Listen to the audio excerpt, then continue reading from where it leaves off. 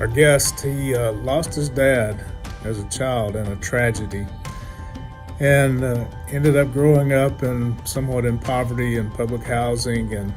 But he had a good mom, and she showed him the way, and he listened to her.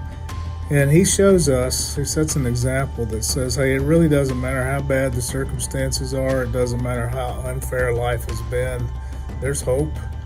And Alan Weston is a guy that we can all respect. He's a guy that I deeply respect, because instead of getting angry, instead of turning rebellious, he said, you know what, I can be somebody.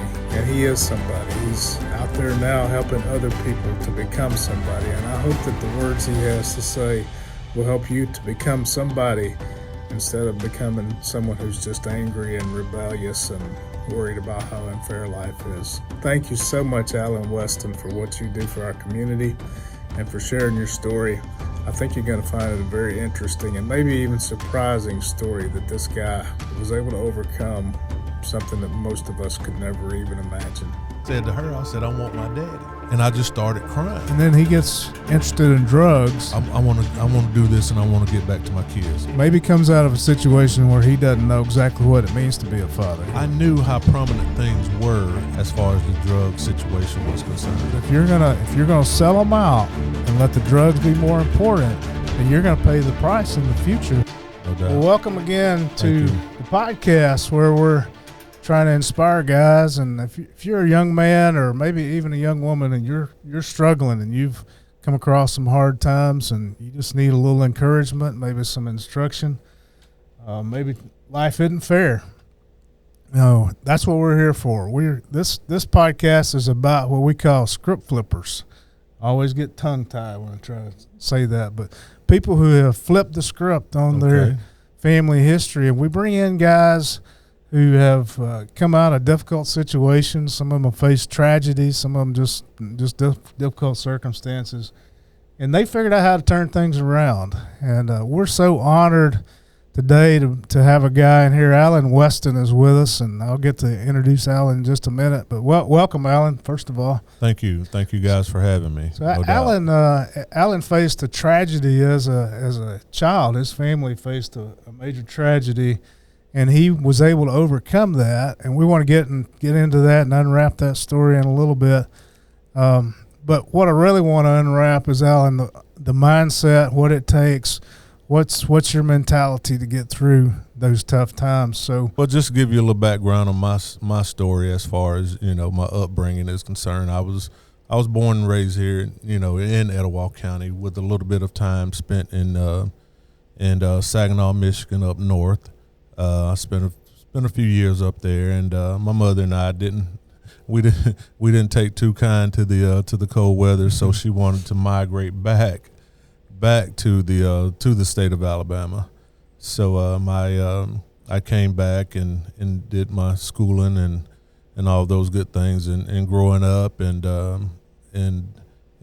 growing up with in a one-parent home with just my mother and I, in which we the old adage, raised by a village. And my grandmother and my grandfather, they took a lot as far as my raising is concerned also. So I'm here with the attest to them, both of them, and all three of them actually, and it's been a wonderful thing as far as my upbringing and my child rearing. So I know you're active in your church, but what do you do with the sheriff's department? I've been with the sheriff's department for 21 years this past March. So I am currently a school resource officer at Career Tech and what we now call the Refocus Center over in Atala. And this is going into my 11th school year. So I'm proud as far as being able to do that. Before I came out of the what we call the building, I guess, to be a school resource officer, I was part of jail administration. I was over the volunteers that came in and out of the jail as far as jail ministries and anybody that came in and out of the jail. They had to come through and come see me. And with all that said, I was also in charge of the SAP program, which was now known as the Impact. But at first, when it is at first inception, it was known as the SAP, Substance Abuse Prevention Program.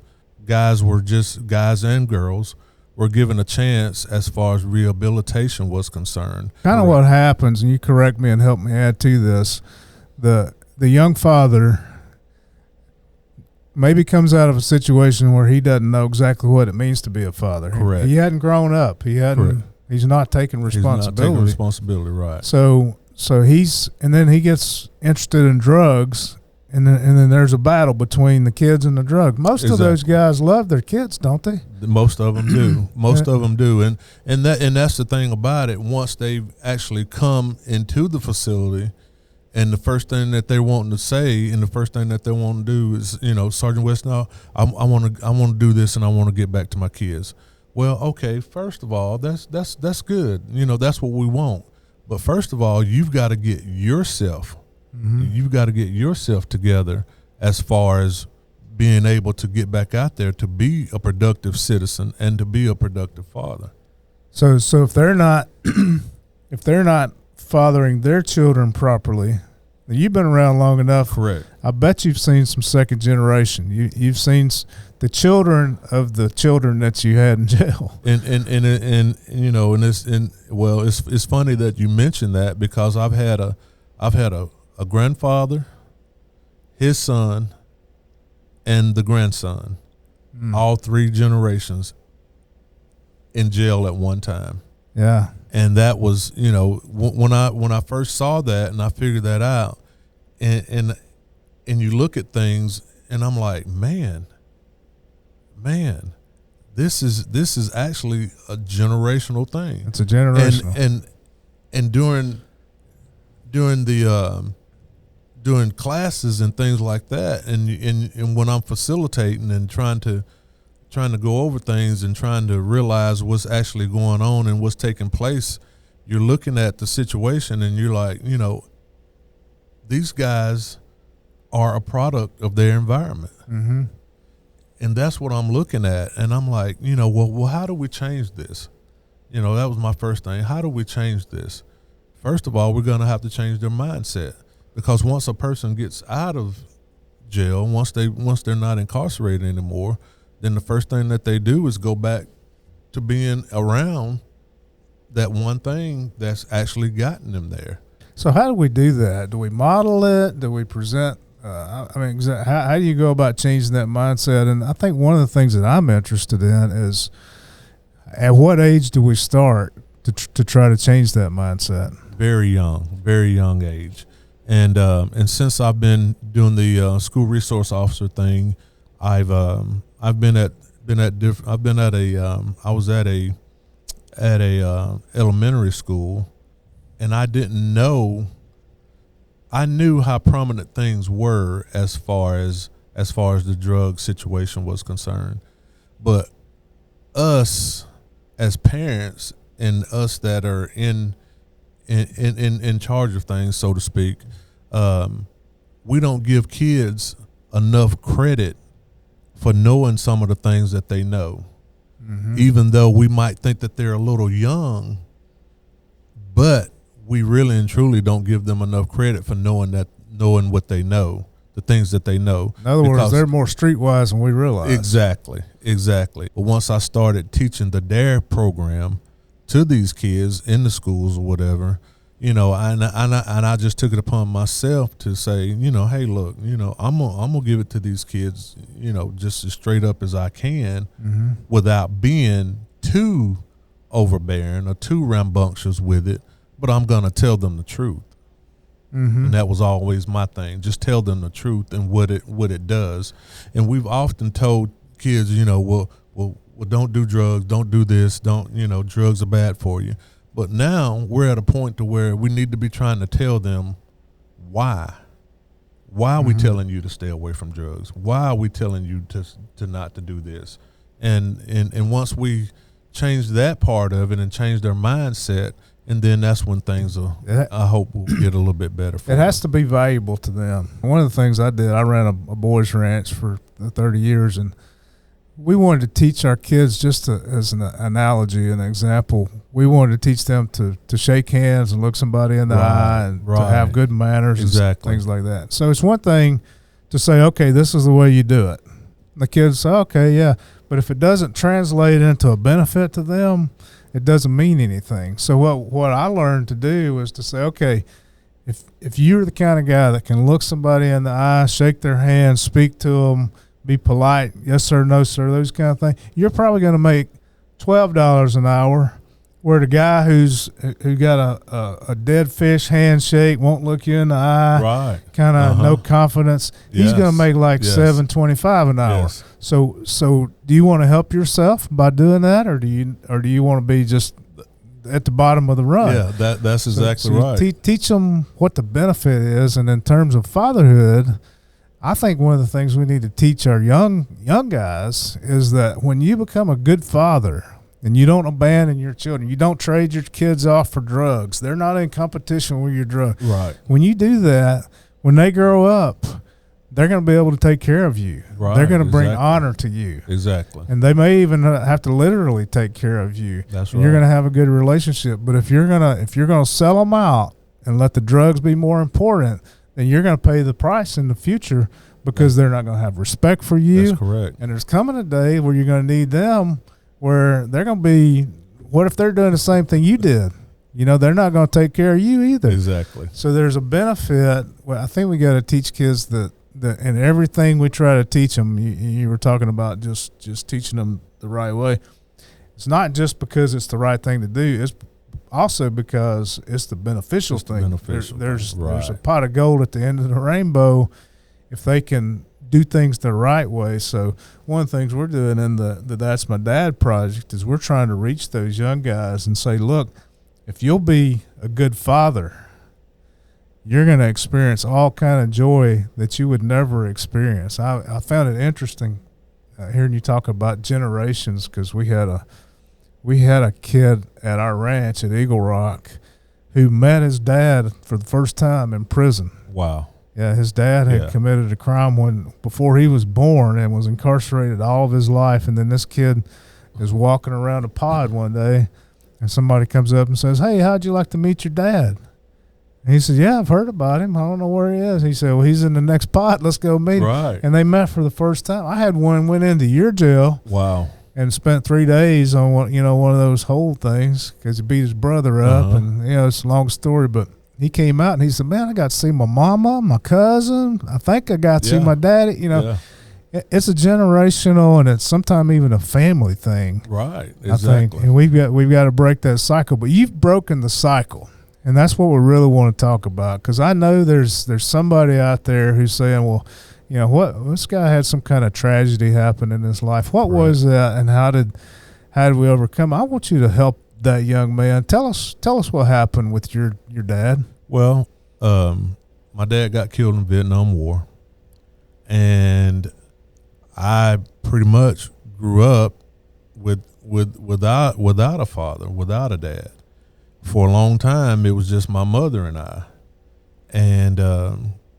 and I really and truly didn't know, as far as my mind is concerned, what actually was taking place as far as my father being absent at that particular time.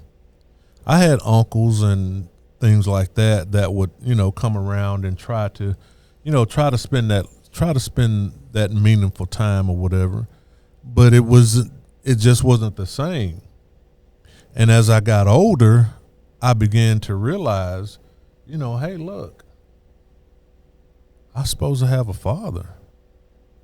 And I didn't know at that particular time what actually it was supposed to have been like. When I was born, my dad came to see me. I was born in October, and my dad came to see me right before he was getting shipped off. He had already gone and done his basic training and come back, and when he came back, I was born. And he and my mother never got a chance to actually, wed and get married. So he came to see me that October, and he left going to Vietnam that February, March, and as soon as they let him off on the boat, and he was running through the water on some island, from what I was told. He was running on an island and got shot right in the head, and he never even really truly had a chance to fight. I guess that was the fight for him, I guess, but really and truly that was it. And so like I say, I never had that feeling, that feeling or comfort as far as having a father and being growing up with a father. And as I got older, I started to figure out, and my emotions got involved. And I was sitting in my bedroom one night, and I just started crying, and hysterically. And my mother came in my room, and she said, "Well, what's wrong?" And then I said, and I said to her, I said, "I want my daddy." And she just stood there and looked at me, and she was like, "Whoa, what did she say?" I think if I remember correctly, I was maybe about 8 or 9 years old, and she didn't know what to say. She didn't know what to do. But you knew in your heart that something was missing. I knew in my heart something was missing. Even though your reality, you never really even knew him. Never knew him. He saw you one time. Don't you think there are a lot of kids that are going through that? There's a lot of kids going through that, and one of the ways that she helped me to get through it was by talking.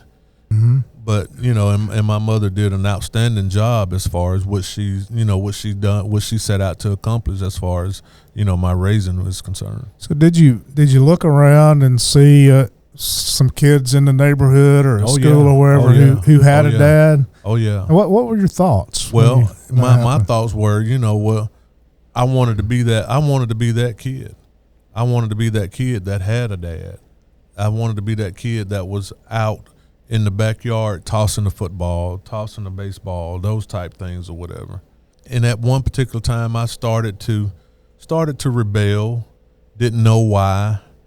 And being a kid, growing up in a situation like that, you're only going to get so many chances to where, that one particular time is going to catch up with you, and boom, there you are. But fortunately enough, I never got into any real serious trouble, other than things just being what they say, being a boy. Yeah. But other than that, I was that kid that wanted to be and wanted to have a father. But now what do I do? What do you think is the hardest part about growing up without a dad? Being able to go to somebody for manly advice, financial things, spiritual things, and like I say, just those manly things. Being able to talk to somebody as far as situations like that is concerned. And I was thinking, I was like, man, here I am, 24, 25 years old, ready to get married. And I don't know anything as far as how to buy a house, to apply for a loan, or anything like that, because I didn't have that guidance as far as that, that overall big picture is concerned. Yeah. So just chase this rabbit. Did you grow up in what we called it the projects? Right. Did you live there your whole Yes, life? sir. Yes, sir. So far, what we have here is we have a little boy who lost his daddy in a war, who has been raised by a single mother, right, living in public housing, right, probably on the free lunch, yes, getting the welfare cheese, yes, gets out of high school, goes to college, who came out of a place where not everybody was going off to college. Right. They were going to some of them were going off to jail, weren't they? That's exactly right. And you made up your mind. So what I'm trying to get at is, what is the difference between a guy like you who says, okay, I can be somebody, I can do something, I don't have to settle for this, and the guy who just says, okay, this is just what I'm supposed to be, this is my family, my granddaddy was like this, my daddy was like this, I'm just going to be like this, my kids are going. What's the difference between you and that guy in terms of mentality? Well, then too, you know, my mother was a 5'3" ball of fire. Okay. And so it had got to a point to where, you know, either this is what you're going to do or this is what you're going to do. And at that particular time, you know, we're going back over here and this is what you're going to do. Yeah. And I wasn't really given a choice as far as that the overall big picture was concerned. Alan, this is what you're gonna be doing. You know, you're gonna go to college, you're gonna make something of yourself, and you're gonna have something. And with her telling me that was, you know, that was part of my rearing as a child. And I think that made the difference as far as somebody, when I say somebody, her being right there and telling me, hey, look, this is what you're going to do, and this is the road that we're going to go down. And because I don't want you to be that statistic. I don't want you to be over there doing that. I'm thinking your mom too had earned the right to have your respect. Without a doubt, she did. But I'm thinking also she was working. She was responsible. She wasn't out doing the party thing, partying and drinking and whooping it up or anything like that. You were a priority for her. I was a priority, and she made me a priority. And when I saw that she made me a priority, then my mindset changed, and I'm like, well, you know, my mother wants something, you know, best for me, and she has meant the world to me. And now, you know, that's my best friend, and we call and laugh and talk and joke and, you know, and do everything together. As we wrap up a little bit, I want to give you a chance to say anything else you want to say, but I want to prompt you. We're going to do some little cuts. If you'll look in that camera again, okay. And I'm going to give you some prompts. I want you to speak to some people. These are the kids that we want to. I want to be able to take this to the jail or to the alternative school or to the ranches or to kids that are in foster care and let them hear from you because you've been there. So what I want you to do first of all is I want you to address the kid who is growing up without a father. Try to give him a little bit of encouragement. Life isn't always fair. Life isn't always going to be, you're not always going to be dealt that perfect hand as far as your life is concerned. What you do with your life is going to be a situation to where you're going to have to make those decisions. Life is all about choices and consequences. When we make those choices, what are the consequences for this choice that I've made? And once you figure that part out, then you can be on a better situation, be on a better role, be on a better path as far as your life is concerned. Involve yourself with some positive things. Involve you, and I know it sounds cliche, but put some positive people around you, some people that you know that doesn't want anything except for the better things as far as life is concerned for you. Now, we can all say, well, yeah, but you have to make that decision as far as your life is concerned. And if you make that decision and you put forth the effort to doing that, then things will change for you. But if you don't put any effort into it, then you don't get anything out of it. But people will help you if they see you trying to help yourself. If you're not going to help yourself, then nobody's going to try to help you. But you've got to want to help yourself. And if you will, then things will get better for you. What would you say now to the person who's messed up? Let's say to the dad who's messed up and wants to get things changed, what's he got to do? First of all, he's got to get it in his mind to be able to understand the situation. First, you got to find yourself and what prompted you to do the things that you did. And once you've gotten to the root of the problem and the root of the cause of the situation, then you can deal with it. And a lot of people don't think that this is a good thing, but you don't have, if you can find somebody that you can talk to. And the things that, what I mean by talking to is just having everyday conversation.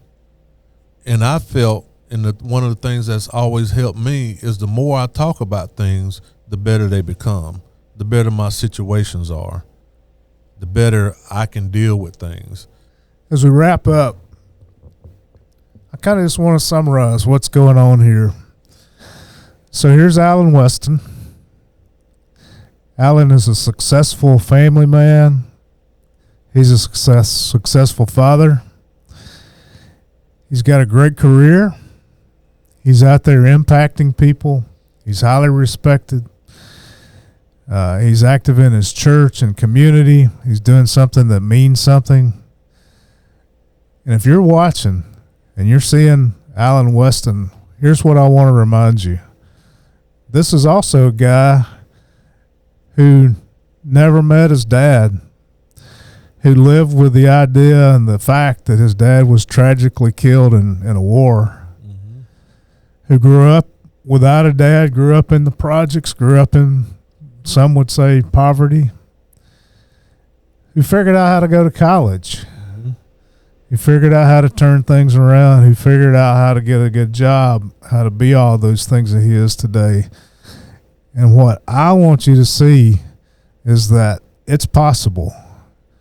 There are role models out there like Alan Weston. He's not the only one, but he's a great role model for young guys and girls to look at and say, hey, life doesn't have to be what I thought it had to be. I can turn things around. I can flip the script. Oh, yeah. So, Alan, man, I'm so honored that you came in and shared your story. And there's nothing I like better than a good script flipper. So thank you for what you're doing for society. Thank you for what you're doing to inspire young kids. And thank you for just showing us all that things don't have to be bad. Oh, yeah. Things can be turned around. You can flip the script. Oh, so yeah. Thanks for being a script flipper, Alan. Appreciate you coming in. And once again, I thank you guys for having me. And it's been a great honor and a great privilege to come in and share my story and just to let people know that, you know, things can happen and positive things can happen for you, and just give it a chance. You keep up the good work, and we appreciate what you're doing in the community. Thanks for coming in, Alan. Appreciate y'all having me.